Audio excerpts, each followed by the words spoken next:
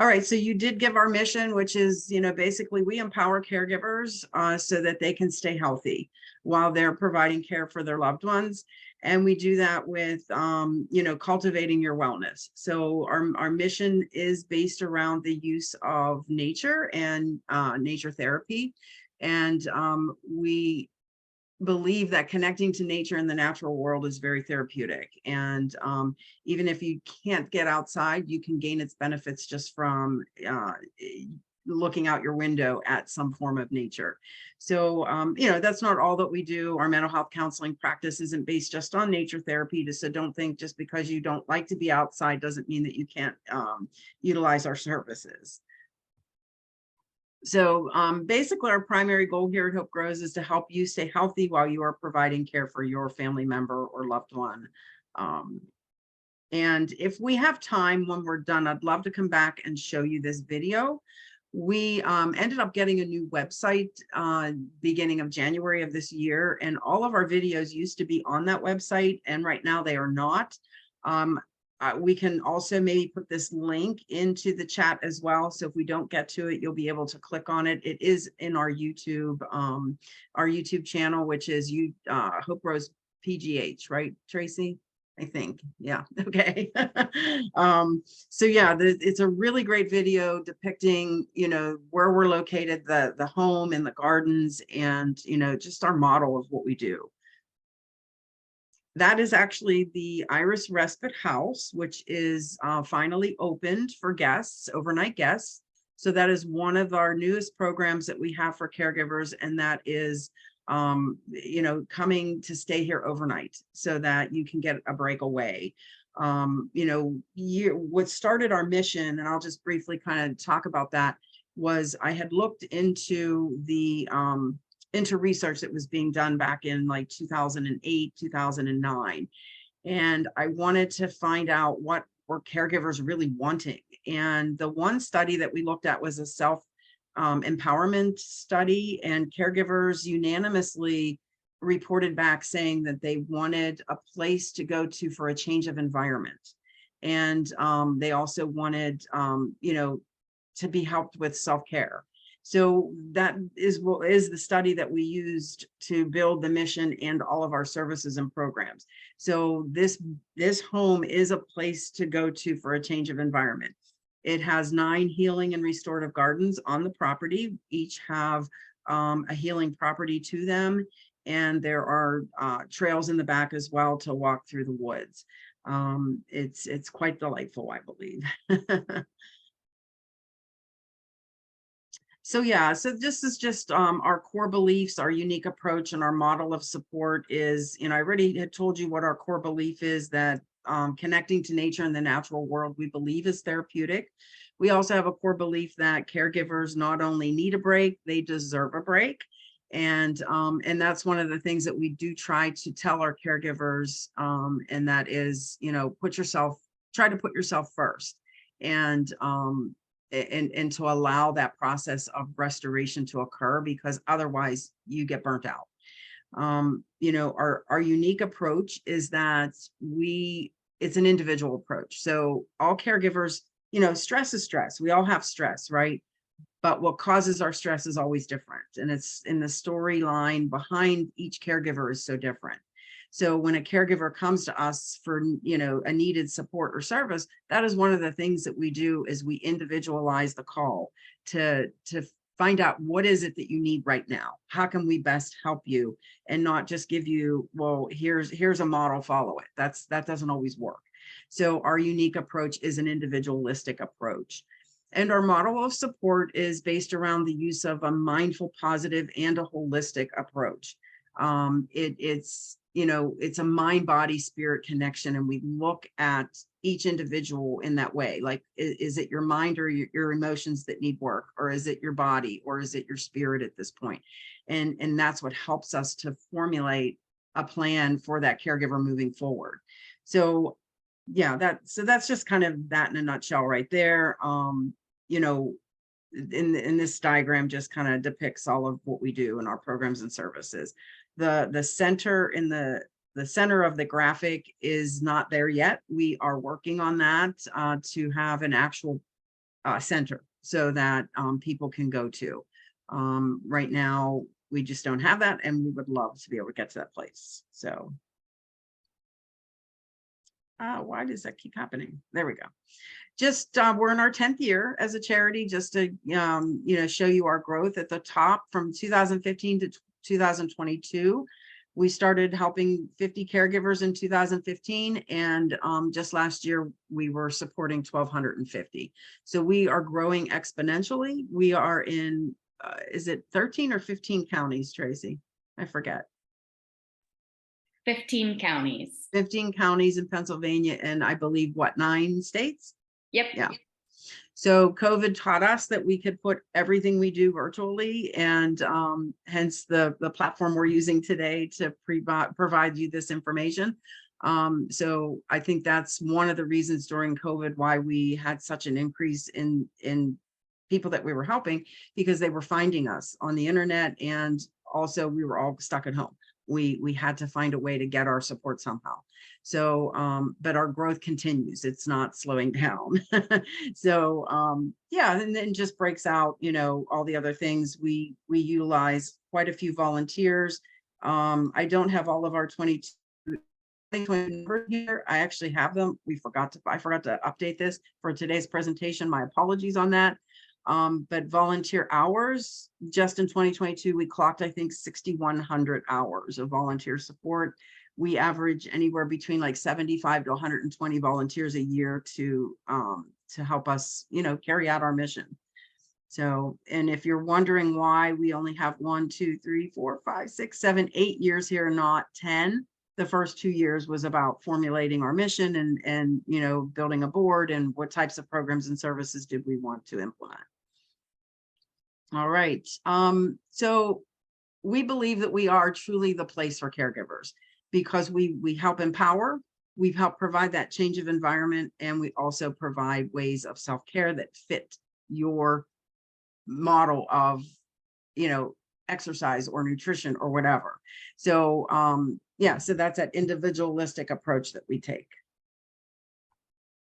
Our clinical team is made up of myself, Tracy, who's on the call. I myself am a licensed professional counselor. I'm also a certified thanatologist.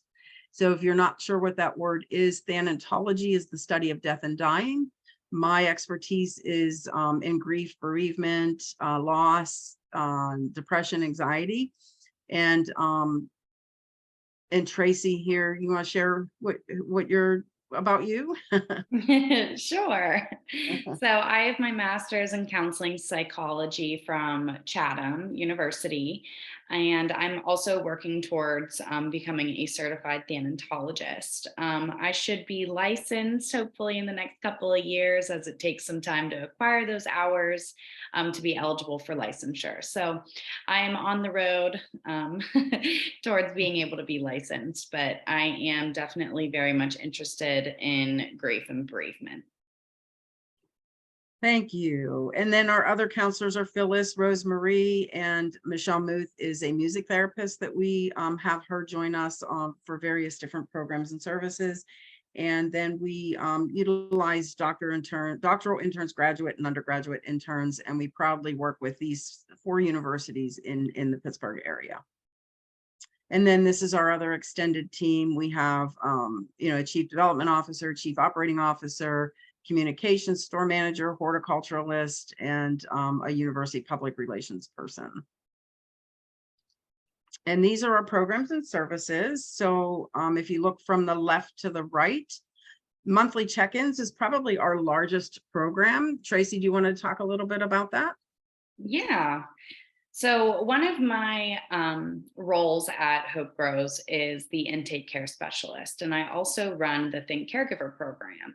Our Think Caregiver program is something that caregivers or those who are newly bereaved can opt into, and it's a time for that individual to get a check-in. A true check-in, right? So someone who's calling and just saying, hi, how are you? How have things been going? And this is a space for you to express whatever you need to. If you're looking for resources, if you just need to vent, we are kind of that sounding board for you. So you can be called once a month, you can be called every 2 weeks. It's completely up to you. But it's a free program and it was designed specifically for you. So yeah. Yeah, thank you. And with that program as well, you can receive a weekly email with simple suggestions. And we do have a monthly focus that's based around that. And then just moving to the right, we have a model called Therapeutic Respite, and we offer 1 day of fun a year, and that's called Celebrating You. And it's a day for you to come and just put your feet up and, engage in some different activities, get an upper back massage, and just not have to worry about being a caregiver or learning how to be a better caregiver. It's all about you. It's about your self-care that day. And then we offer different monthly therapeutic respite activities. Our YouTube channel, Hope Grows Pittsburgh, has, oh my gosh, there's just such a wealth of different activities to watch, anywhere between 10 minutes to 20, 25 minutes. They range with all different kinds of integrative services, such as essential oils, music therapy. It's a process called tapping, nature therapy, meditation. I mean, yoga, you name it, it's on there. And so, yeah, look us up, find our YouTube channel, and engage in the activities that are there. This year, we are implementing some in-person activities back into, at the location of the Iris Respite House, which we're getting excited about because we haven't done that for quite a few years.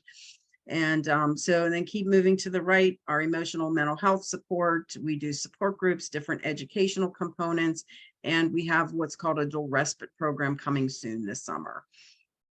At Thanksgiving, we deliver Thanksgiving meals 2 days before Thanksgiving. We work with Bob Evans to deliver cold, already cooked meals that can be then heated up that day or wait until Thanksgiving. The need is not financial. The need is more about the strain and stress of having to cook a big, holiday meal. So yeah, we're excited. Last year we delivered 260 meals.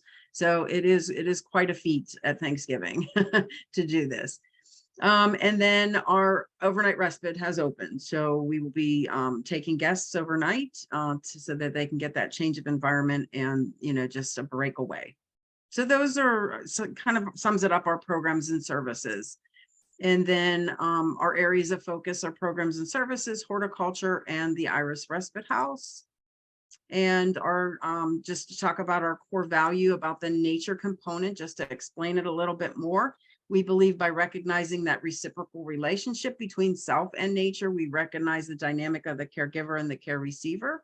While we give, we are also receiving. We just have to be open to both so that true connection can be abundant. All right, so now we're gonna share my next presentation, and that's what we're here for today. So give me a second to pull that up. And there we go. I love when technology works. So today's about moving through the changes of caregiving with the tools that empower you.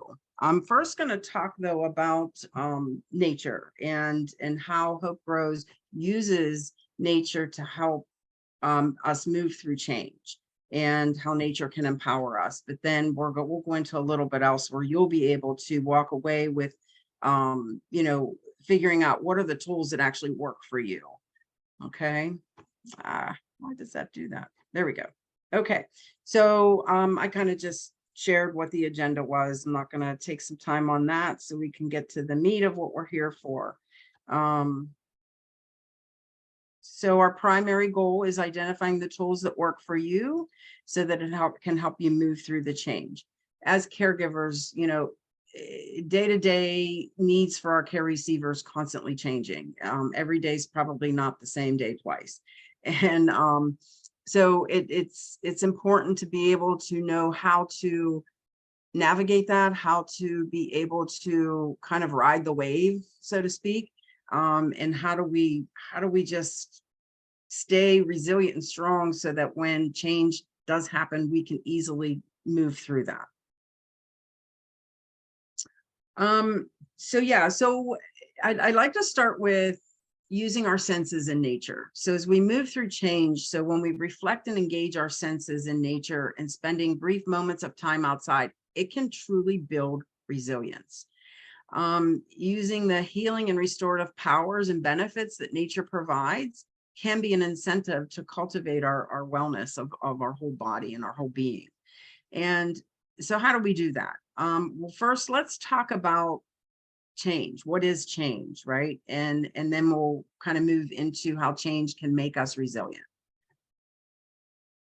But before we begin, I would like to start with a breathing meditation. I know it's a little bit hard. I can't really see anybody that's on the call with my screen, being taken over by this. But what I'd like for all of you to do is, sit up tall in the chair that you're sitting in and put your feet flat on the ground.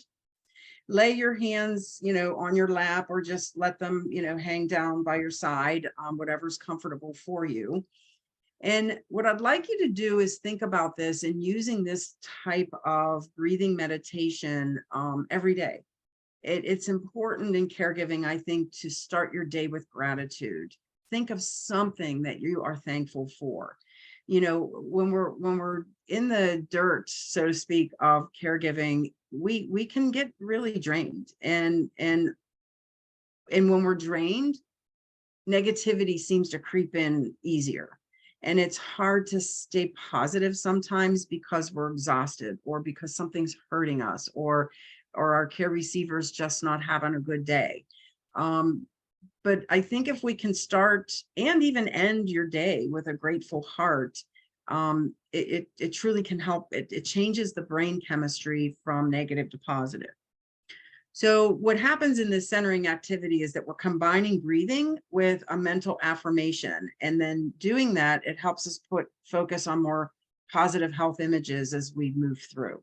So when you do the inhaling breath, you want to say, I am thankful for, and you don't have to say it out loud if you don't want to, but think of something that you want to plug in there to be thankful for, and then repeat, and then say, I'm thankful for, and I'm just going to use mine as an example. I'm thankful for my husband, and I allow health to flow. And then on the exhaling breath, I'm going to say, and release all of my tensions related to my job. I'm just going to use that as an example. So that's, again, this is for you. So think of something else other than what I had put there, or if that's what you want to use too, that's fine too. But yeah, so let's take a moment. If you want, you can close your eyes. I will walk you through it by saying these words, or keep your eyes open so that you can read what's on the screen here. So take a moment and take a deep breath in and say, I'm thankful for, and I allow health to flow. And as you breathe out, and release all my tensions related to my whatever. Okay. All right. Breathe in. I am thankful for, and I allow health to flow. And release all my tensions related to my blank. Try it one more time on the inhaling breath. I am thankful for, and I allow health to flow. And I release all my tensions related to my, okay. I know it's a little bit hard when mine are different. I just didn't want to put what I was doing in your head for my thankful and my tensions. So, so maybe do this, try this, in the morning and the evening, and repeat it 3 times. Our deep breathing that we encourage here at Hope Grows, we call it 3 for 3s. So breathing in through your nose and counting for 3, then holding your breath for 3, and then blow it out your mouth for 3, and then repeat it 3 times. Obviously, you can extend that to 4, 5, and 6 if you'd like, but we say the 3 for 3 because it's an easy reminder of that deep breathing. We have our lungs anywhere we go. We can do this in the car. We can do it at our desk. We can do it outside. We can do it wherever. So don't underestimate the power of breathing, because it can really decrease your blood pressure. It can decrease stress.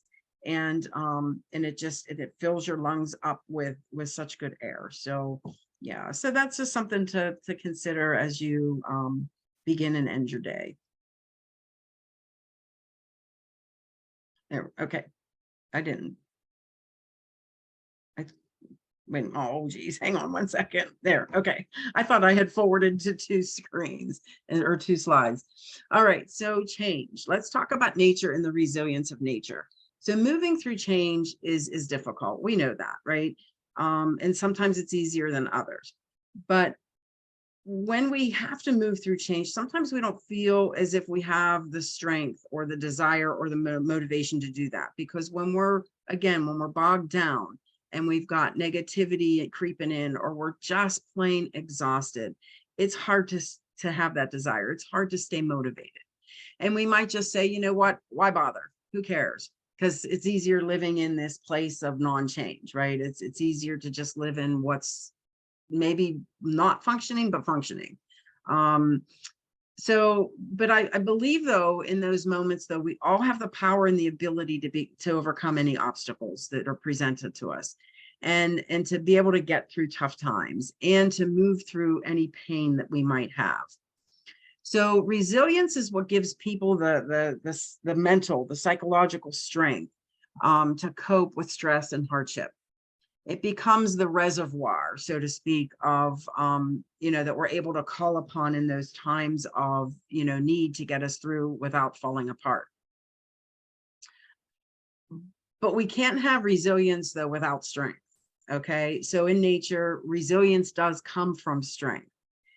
So contemplate on what keeps that tree standing during a horrible storm or during a cold winter. Well, it's because it had the ability to soak up the right amount of nutrients throughout the year so that it can stay strong. And that's just the same with us. We have to continually replenish ourselves with the right nutrients, right? With the right recipe for our strength.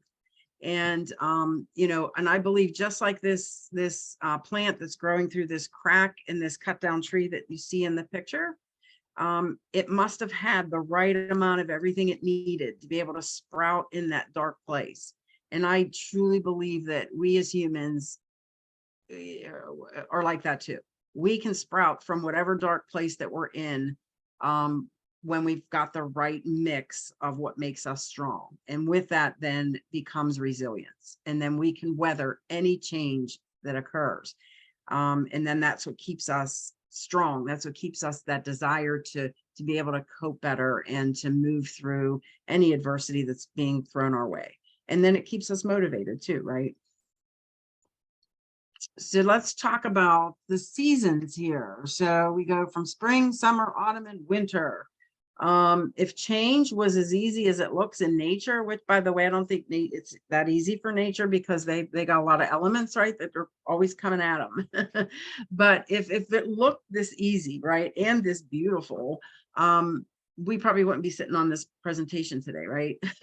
You would be like, I got it all. I know what I'm doing. We would just, yeah, we wouldn't have to do anything, but that's not the case. We have to constantly be working at this motivation for change. So one of the things that I like to have people do is recognize that change is not an event that suddenly occurs, right? But rather a process that gradually unfolds over time. As this process begins to unfold, a person's motivation then changes.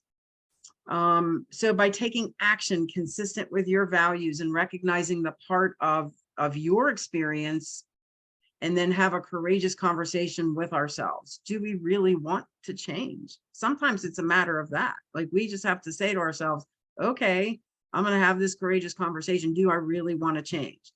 And if you do, then we need to, think about what it is. So let's just take exercise as an example, right? So there's processes to change. So there's pre-contemplation, right? So we think we're going to exercise. We want to exercise. We pre-contemplate the benefits and the costs of how committed and able you are to make those changes to then exercise, right? So you're pre-contemplating it. And then you go to this place of contemplation. We prepare a plan, or such as picking a gym or a particular activity, or even a friend. Do I have a friend or a family member that would exercise with me? And then it becomes the action. We go into action phase of, all right, the first time you're going to pick a day and time to go walk around the block with your neighbor. And that becomes the action part of this. And then we do it. We go out there and we do it. And then we get into a maintaining phase, a maintenance phase of this. And it's like, okay, this was great. Felt good. You got your endorphins going. So you say to your neighbor, okay, well, how about we walk Monday, Wednesday, Friday from 9 to 10 in the morning? The neighbor's like, yay, that's great. I can do it. I can do it too. And then you start to hold each other accountable. So you have somebody that helps you keep that maintenance phase going, right? And then what happens? We terminate, right? Life gets in the way. And we build for 2 weeks doing this, 3 weeks, sometimes even. And then all of a sudden something comes into our life that derails us, basically, right? So from there, what do we do? Do we just terminate? Is it too difficult? Or did we pick a too difficult activity? So then you go back to that whole pre-contemplation part of, evaluating what happened. Okay. So this life event happened, but now I got to get back to pre-contemplating, contemplating, and then preparation to get into that maintenance phase again. That's why I say it's not easy. You have to constantly putting this into your life, this motivation for change, so you can keep it going. So I hope that made a little bit of sense. All right. And then also, here's the next thing is looking at chance versus change. I love this quote. Your life does not get better by chance. It gets better by change.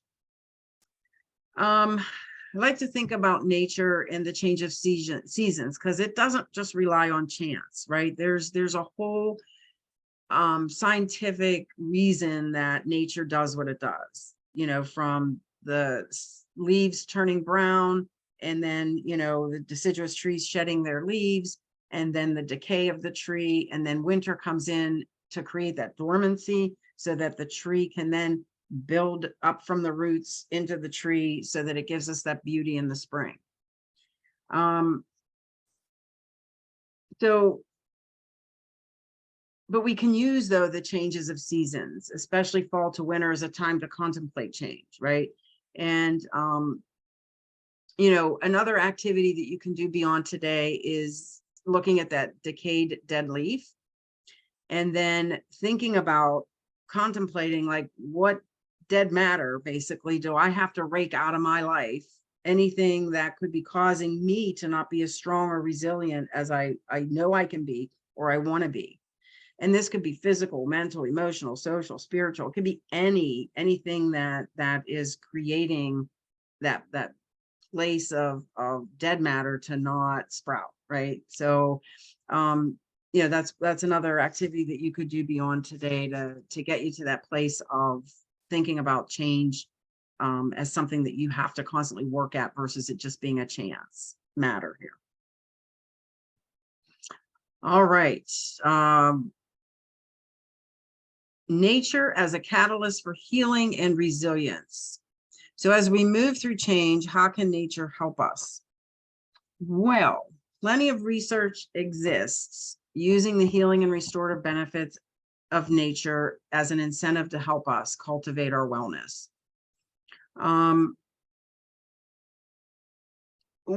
So here's 2 more activities that you can do to help you with strength using nature. I don't know if anybody has ever heard of the term called earthing. So earthing is where you take your shoes off, and we do this when we go to the beach, by the way. We take our shoes off, we stand on the sand, and we feel the warmth, we feel the texture of the sand. But when we connect our skin or our body to the earth, it creates a grounding for us. So if you're feeling just like things are just not, that you're a little bit anxious, or that you feel like things are just out of your control, take your shoes off, go outside and stand on the earth for at least 5-10 minutes. That is something that you can do, and it does help with motivation for change, because once we start to feel grounded, it clears our mind to be able to just, I don't know, it just has a way of healing. I wish I could explain more in a minute, and I can't. It's like that's a whole nother presentation as far as how nature really is healing and restorative if we allow that process to happen. So there's this people plant connection. It's called biophilia, and it's as we engage with nature, we get back from nature that allows us to heal. And it's been happening since the beginning of time. We've just had the last probably 80 years of recorded research with it. But our first reaction to a natural scene is emotional. That's been proven in research. And also that if that weren't the case, the hospitality industry probably would not be $1 billion industry, because we pay big money to go to the beach for a vacation. We pay big money to go to the mountaintops or to the lake or into the woods somewhere. It's because we do it because it's stress reducing. So why not use it outside of your home to your benefit, so that it can help you reduce your stress in this thing called caregiving, right? The other thing too, if you really like to get your hands in the dirt, if you use your hands in the dirt without gloves, there is a natural good bacteria that's in the soil that when you're interacting with it, it actually starts to release serotonin in the brain, which is it creates this feel good feeling. So if you've ever been outside and you've ever worked in the earth, and you come inside after an hour or two and you feel better, there's a biological reason why you're feeling better. So I like to share a little bit about it. Again, that's a nature therapy and everything that surrounds it. That's a whole nother presentation. But I did want to just touch upon a little bit of it today so that you all can see why Hope Grows uses nature as healing for individuals, because it's free. It's right outside our door, right? So hopefully I gave you a few more tips and tricks to try, to help yourself with where you're at in your change of caregiving. And here's a quote that I absolutely love by John Muir: "When we try to pick out anything by itself, we find it hitched to everything else in the universe."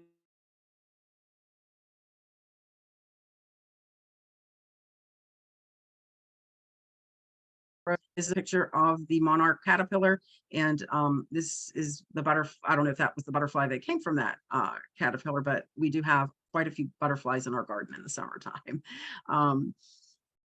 So yeah, I love the quote. I believe that to be true about anything, that we are hitched to everything else. All right, so where do we begin to build resilience? We're going to move now into talking about stress. So yeah, so before we begin though with stress, I'd like to just point out 5 things that caregivers should know. And that is, and we only have 4 up here, and one of them is reach out for support early on. That is so important to do. Put your team of support together. And it might not be the team of support you're thinking of. And as some of the examples that we give our caregivers is think outside the box. So you have a brother and you think, why can't he help with the caregiving for mom? Well, maybe he's not comfortable with that, but maybe that brother could come cut your grass or pick up groceries or do something different. So what we think our need of support might be, we kind of sometimes have to think outside the box to get the right team of support together. Is there somebody from your church that could offer a 2 to 3 hour window for you to go to the store while they sit with your mom? Is there a trusted neighbor or a trusted friend that could, you could call upon every couple of weeks for something? So it's talking about putting that team of support together. The other is definitely taking the time to set clear boundaries. I know when we are, when we provide care, we do it because we're so nurturing, right? But when we continue to nurture day in and day out, it wears us down. And we have a tendency to loosen our boundaries with things. But in the long run, not having clear set boundaries around what it is that you will and not will do and not do, or, a schedule, having it, more of a tight schedule. Trace, feel free to jump in at any point to talk about, the boundaries part of this. But we have found though with caregiving that if you set clear boundaries, then that exhaustion doesn't happen as often, because you're like, no, I'm not going to do that because I've given 10 hours today and I'm not going and doing one more thing, or 8 hours or 6 or whatever. It's knowing you and it's knowing yourself. And then definitely take care of yourself. We use that metaphor that the airplanes, airlines use when you're on an airplane. In case of loss of oxygen, they'll drop or cabin pressure, they'll drop down that mask for oxygen, right? You're putting oxygen on first. What is the one thing they tell you is to put it on before you attend to the person next to you, right? Because you got to be strong for the person that's next to you. And that's in caregiving is the same thing. So that's a part of taking care of self, always evaluating what is it and where am I with my stress, and how am I doing, type of a thing. And then I have 5 things. We probably should have just put 4 things here. Well, it kind of leads into this other idea as well of thinking about, as a caregiver, we are constantly worrying about other things around us. We are never the sole focus ever.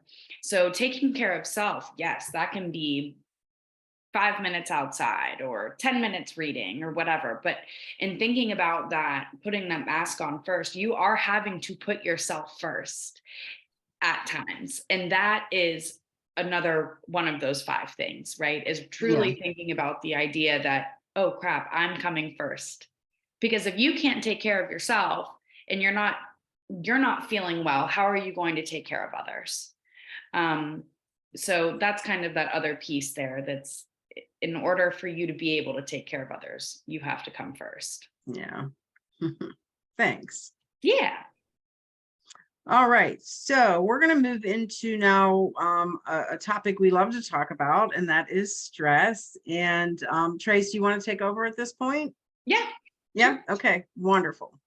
Yeah. All right. So everybody knows a little bit about stress. I don't think that there is a human being out there who has not experienced stress at some point in their lives. However, that being said, stress has been around and has been recognized for a while now.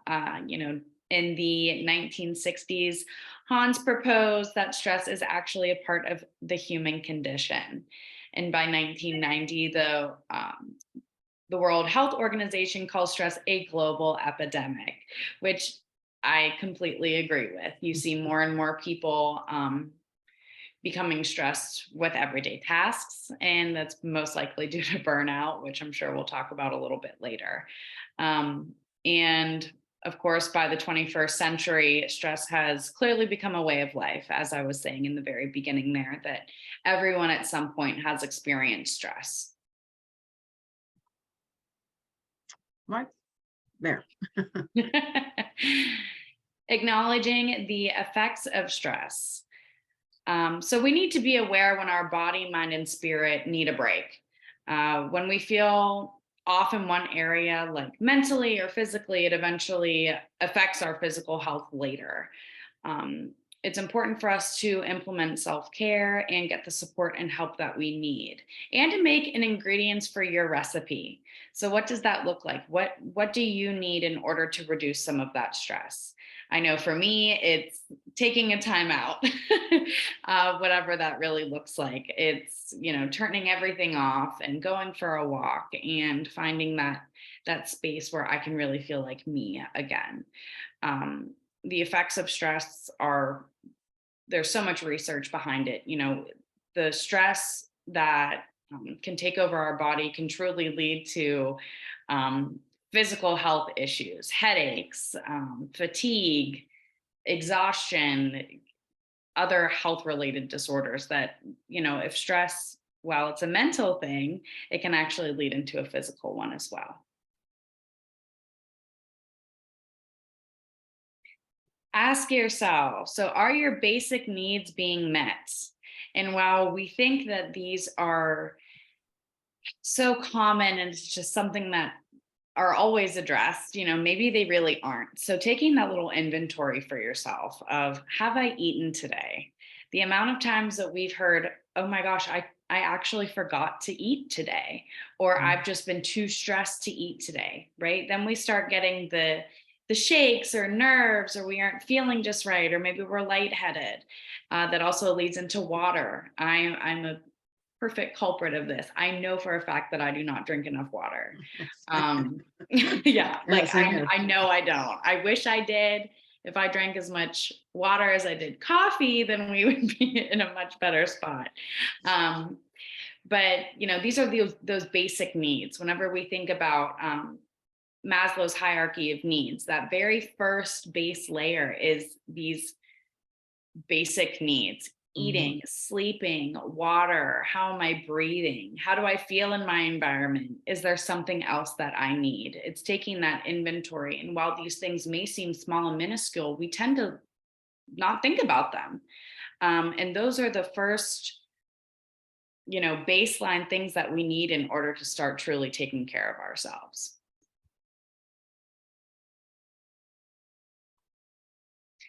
So as I was talking about a little bit earlier, is the effects of stress on our body, right? So whenever we're experiencing stress or that chronic stress, it can lead to physical changes in our bodies. This could be a headache, muscle tension, chest pain, fatigue, changes in sex drive, upset stomach, problems with sleep, and breathing difficulties. A lot of the times, stress, can lead to anxiety issues or lead to panic disorders or things of that nature, which then you would experience a lot of these physical symptoms more frequently. That's why it's so important to take a step back and look at those baseline levels and see, how are you taking care of yourself to prevent some of these effects? Right. And know too, that this isn't an all-inclusive list. It's just, yeah.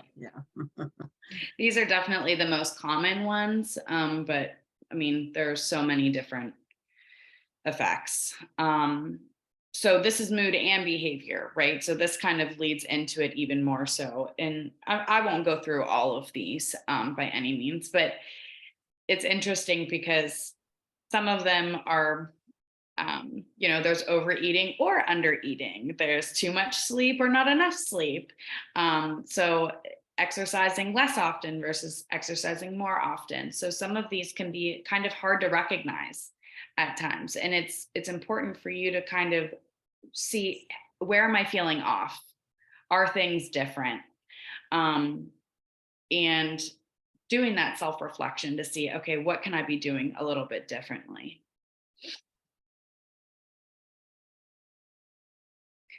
So stress, while it can affect us with our mood and our behavior, it can also have an effect on our spirit. Whenever we're feeling very stressed, it can take a turn to feel as though we don't have a sense of purpose. That we're struggling with a meaning of life. We're losing faith. We have anger towards our religious belief system. I've seen this a lot when clients have a loved one who's passed, right? We start to struggle with, well, what am I supposed to be doing now? I'm not sure how I'm supposed to go on. How could you take this person away from me? How could you do this? With caregiving, it takes over our life a little bit. And the ongoing stress of medications and doctor's appointments and that urgency that if something goes wrong, what am I going to do? Or if something happens to me, what are we going to do? And so this identity piece and that spirit piece, it's, oh no, what other sense of me is there? What is that purpose that I have in my life? So that's something to think about too, as we lose pieces of our identity or kind of shift our identities into different aspects.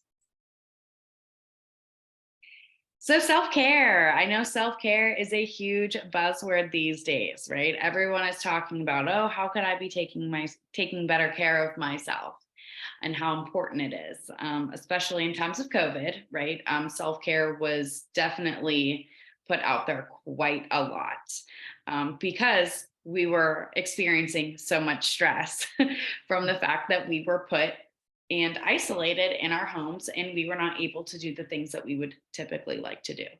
I won't go on a tangent about that, but in terms of self-care, there's many different types of self-care. There's Oh, whoa, sorry. physical self-care, emotional and mental self-care, and spiritual self-care. That physical self-care may be going out on a walk, um, or going to the gym.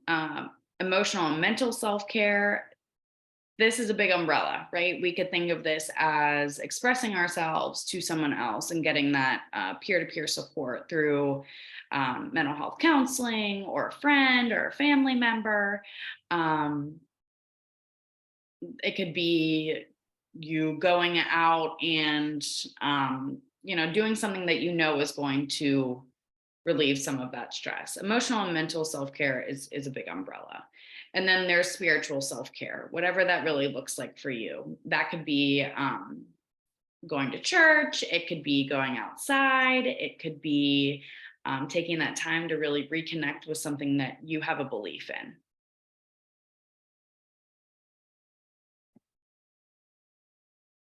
Okay, so in thinking about stress, right? We want to make sure that we aren't neglecting the signs. So there's increased health problems, disrupted relationships, burnout, right? Where we just don't care at all anymore. We are angry, we are frustrated. There is nothing that's really bringing up our mood, and it's much more difficult for us to bring up that mood. We could experience some depression, and just overall decreased quality of care, not only of your care receiver, but of yourself. And there's lots of barriers. We aren't sure what to do. We have a difficult time choosing an activity, and maybe we even postpone it. We postpone stress reduction, we postpone that walk, we postpone seeing our friends, we postpone taking care of ourselves because we just don't have the energy to. Oops, hang on a second, Trace. Okay. Oh, I missed this. This slide I missed. I'm sorry. I went too ahead. That's okay. So whenever we're identifying stress for ourselves, we can take it, and we won't go into this too much, but thinking about what are your warning signs. For me, I tend to get tired and a little bit shaky. That's just something that I know that those are my warning signs. And so thinking about whenever you first start experiencing stress, what happens? Do you have racing thoughts? Do you get tired? Do you just want to shut down? What does that kind of look like for you? And then you think about what your sources are. Um, for me, it could just be having too many things on my plate. And so you have to take that time to really reflect and see what can you take off, what can be changed. And that's where that cycle of change comes into place that Lisa was talking about. How can I reduce this load, so that I can, hinder some of those warning signs and push that stress away? And it's also too, when you're thinking about your sources of stress, are these some that you have control to change, right? Mhm. So sometimes we add stress to our life because we're worrying about things we have absolutely no control over changing. So that's why it's important, I think, to put down what our sources are and then evaluate it. Is it something I have control over? So Yeah, thanks for that. yeah, no worries. All right, and then we talked about this. Here we are. Okay, so see, you want to keep Okay. going? Yeah. So creating a recipe for cultivating caregiver wellness. So it's to feel more in the moment, being able to separate work and home life, feeling better at work, sleeping better, providing better care to people who we help, and just being pleasant to be around, right? Lisa, do you want to add to that? Well, I can't, yeah, I just wanted to say that these are like some reasons to think about why you would want to create your recipe for, taking care of yourself. And and this again is not an inclusive list. This is, obviously there's more reasons than just this as to why we would want to do this. These are just kind of our top things that we always see as a result of caregivers, creating a recipe and then implementing it. So here's, obviously we don't have time for everybody to do this on the call, but this is another thing that you can take away from today, is to try to come up with at least 9 ingredients for your recipe, for your wellness. And it could be as simple as, I'm going to drink more water today or this week or whatever. I mean, and if you feel that you're struggling with trying to come up with at least 9 ingredients for your recipe, then, we encourage you to contact us for any guidance and support. So, we do have our 9 ingredients, and I'll share that with you in a minute here. But, it's kind of like baking a cake, right? You've got a list of ingredients that you have to put into the cake that you're baking. And if you've ever baked anything before, your measurements have to be really exact for it to turn out right. Like when you cook, you can just, sprinkle this herb or that herb. But when you bake, you really have to follow, the cup and the half cup and the teaspoon to exact, so that that cake comes out, the cake comes out to the point where it's like, wow, this tastes really good. So, just like this for yourself, try to come up with 9 ingredients that are going to work for you so that it can make you the best, put your best foot forward, basically. Our recipe for wellness is this: deep breathing. We recommend deep breathing like constantly, because and not just just breathing. It's that breathing in, holding, breathing out, that diaphragmatic breathing where you're getting your belly to rise and fall. I can't stress that enough. It is so important, because when we are under stress, we hold our breath or we shallow breathe. And that's why deep breathing becomes very, very important to do. Because those types of 2 things are not like, I hold my breath when I'm under stress. I'll find myself, and then all of a sudden I'm going, and then I take that big gulp in, or breath in, and I'm going, oh, Lisa, breathe, do some deep breathing, practice what you preach. So the other is water. We think it is just so important to make sure you're drinking enough water. We recommend a journal book for a place to record your thoughts. Having an optimistic attitude or approach to life. Try to see the glasses half full, not half empty. That's changing that negative to a positive.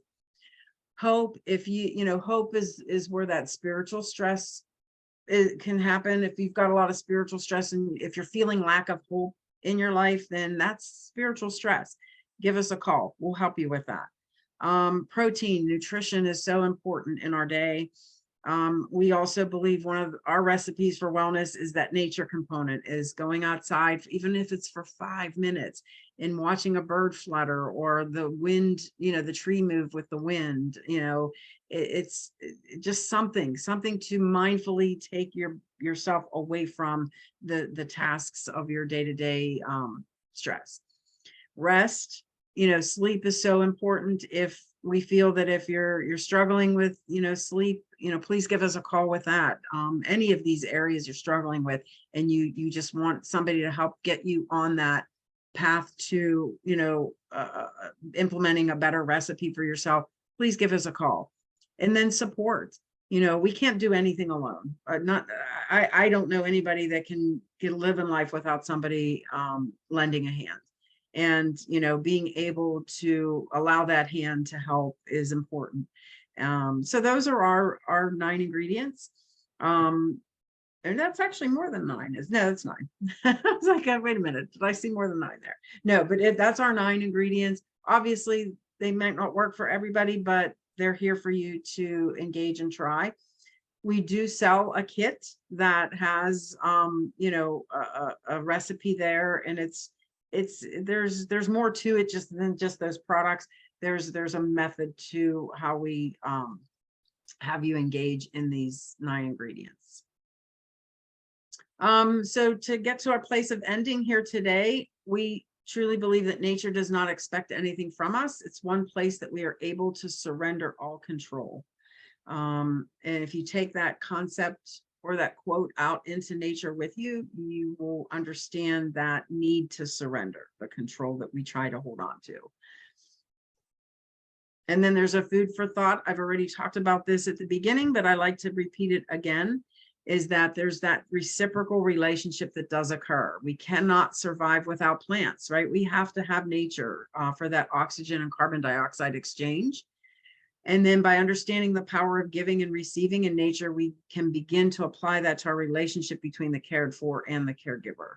And then, as I mentioned before, while we give, we are also receiving. We just have to be open to both so that true connection can be abundant. And the result is a stronger and more resilient relationship, not with just ourselves, but with that person that we're caring for.